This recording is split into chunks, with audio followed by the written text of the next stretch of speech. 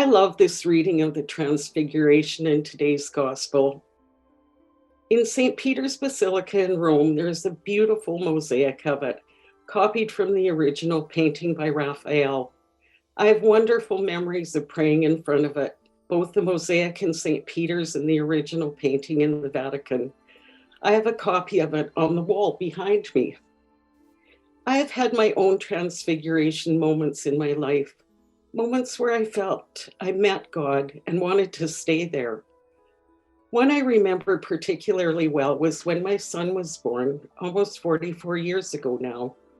He was born in the early morning of a hot August day, and I remember looking out from my room at the grounds of St. Paul's Hospital. The sun had just risen, and the hospital yard was bathed in brilliant orange and yellow, and I experienced the tangible presence of God like I never had before.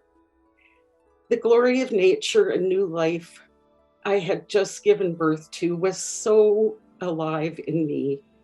It was an experience that I'll never forget. I would have loved to have stayed there, but that experience of the presence of God and new life was soon eclipsed by a hungry baby, diapers to change, sleepless nights, and the glory of God seemed to fade fairly fast. We all have our wonderful moments like Peter, James, and John had. We see and experience what they did in our own context.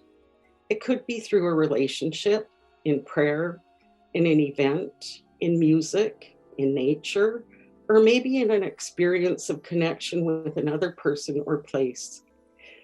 These are times when we come face to face with God. We want to remain in these experiences. Of course, most of life is not those encounters. Our lives are filled with the joys and hopes, the griefs and anxieties that are part of the experience of being human.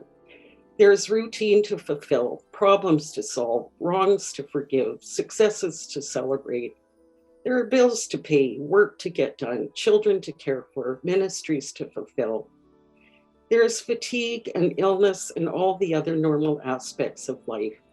As much as we might like to stay on the mountaintop of our peak experiences, like Peter, James, and John, we must return to the level of real life. I think the transfiguration moments are real, but our daily lives are too. We, in fact, live in a kind of liminal space, part of us in ordinary life and part of us in transfigured life. The ordinary experiences we have remind us of the true nature and value of the rest of our experience. God is just as much present in the ordinary as in the highs. The word of God has pitched a tent among us. This life is so full of God beyond what we can even imagine. While we get glimpses of it, we need to remind ourselves of God's intimate presence, even when we are not feeling it, when we're discouraged or tired or in deep suffering, or when we are just plain bored. God is as present to us in the transfiguration as God is in our daily lives. Our challenge is to recognize that presence. Blessings on your day.